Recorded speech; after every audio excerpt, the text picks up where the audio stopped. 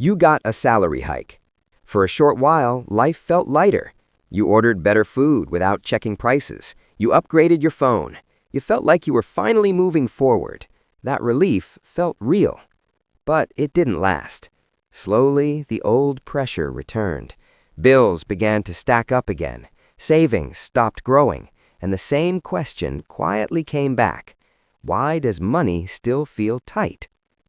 This experience is incredibly common. It happens to people earning modest incomes, and it happens to people earning very high salaries.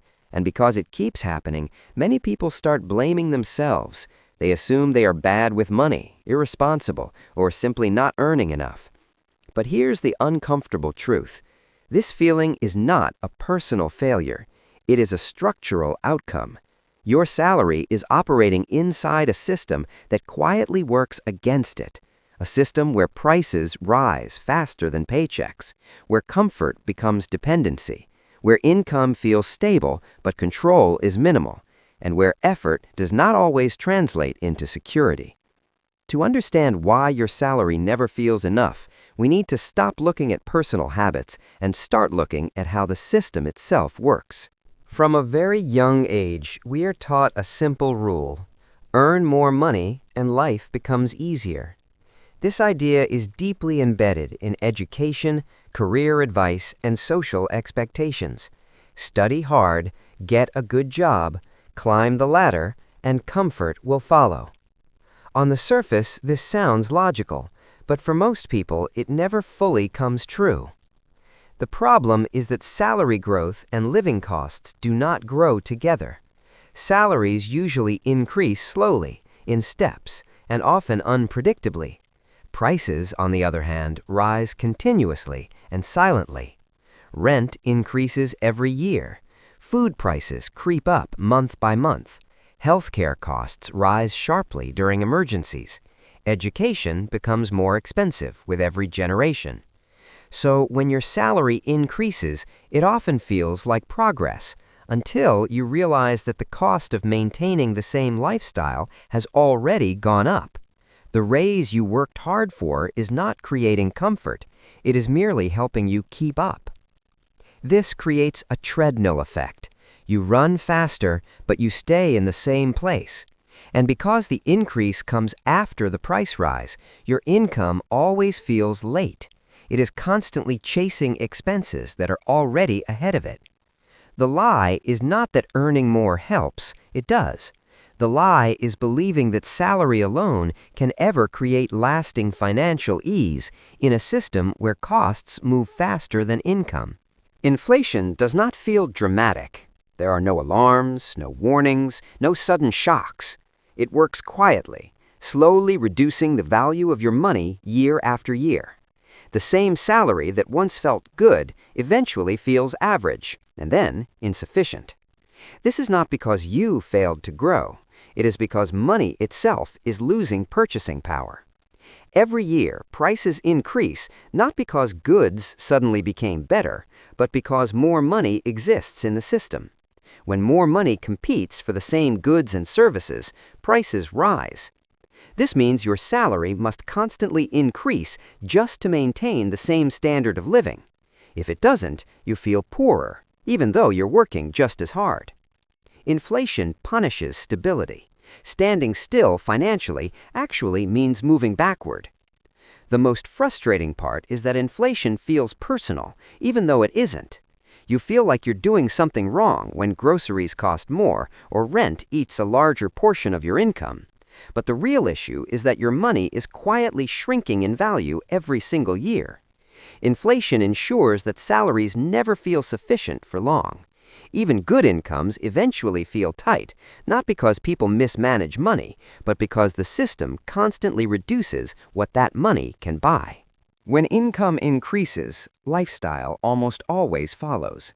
This doesn't happen through reckless spending. It happens quietly, rationally, and gradually. You move to a slightly better house because it feels reasonable. You upgrade your phone because it improves convenience. You add subscriptions because they save time. None of these choices feel like luxury. They feel like progress. But together, they create a new baseline. What was once optional becomes normal. and what becomes normal becomes necessary. This is lifestyle inflation. Your expenses expand to match your income, not because you're irresponsible, but because comfort adjusts faster than awareness. The result is dependency. You now need your salary to maintain the life you've built. This creates fear of job loss, fear of income disruption, fear of stepping away. Even when you earn more, you feel more trapped, not more free. Your lifestyle now demands stability from a system that is never fully stable. Lifestyle creep ensures that every raise feels temporary. It absorbs income increases before they can create security. And that's why higher salaries don't translate into peace. They translate into higher pressure. Salary feels safe because it is predictable. But predictability is not the same as control. In reality, salary is one of the most controlled forms of income a person can have. You don't decide how much you earn, you don't decide when it increases, and you don't decide whether it increases at all. Your income depends on factors outside your control: company profits, management decisions, economic slowdowns, inflation, and market conditions. Meanwhile, your expenses remain flexible and constant. Rent doesn't pause during recessions. EMIs don't pause during layoffs. Life continues demanding money regardless of your employment status. This imbalance creates anxiety. Your obligations are fixed, your income is conditional. And because salary growth is limited while expenses are open-ended, financial stress becomes permanent. Salary offers stability but not sovereignty. It keeps you productive but not protected. That's why even well-paid professionals often feel financially vulnerable. They sense, correctly, that their income is not fully theirs to control. Before your salary reaches you, a portion disappears. Income tax, professional tax, mandatory deductions. What you receive is already reduced, but the taxation doesn't stop there. When you spend that remaining money, you pay again. GST, fuel tax, service charges, hidden fees. Your salary is taxed at every stage of its journey, from earning to spending. So when your money feels insufficient, it's important to realize that it has already been reduced multiple times before it ever reached your hands. The gap between salary on paper and money you can actually use is much larger than most people realize. This constant erosion ensures that even decent salaries feel smaller in practice. You work harder to earn more, but the system quietly takes its share at every step. Salary is directly tied to time. If you stop working, income stops. Expenses do not. This creates pressure. You are always dependent on continuous effort just to maintain stability. Emergencies expose this weakness. One illness, one job loss, one unexpected expense, and suddenly the entire system feels fragile. That's why salary never feels safe. It relies on uninterrupted performance in a world that is unpredictable. Time-based income keeps people constantly alert, cautious, and stressed. It ensures survival, but not security. You rarely measure progress against your past. You measure it against others. Colleagues, friends, social media, curated lives filled with travel, upgrades, and comfort. You don't see their loans, their stress, their long-term risks. You only see outcomes. And comparison turns adequacy into dissatisfaction. Even a good salary feels insufficient when surrounded by perceived abundance. This psychological pressure amplifies financial stress beyond numbers. Salary was never designed to create freedom.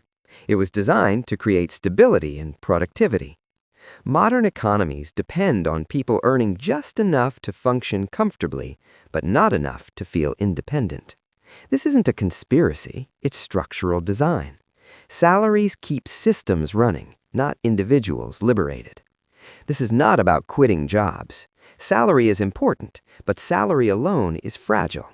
Financial relief comes from understanding the system, controlling lifestyle expansion, building buffers, and reducing dependency on time-based income.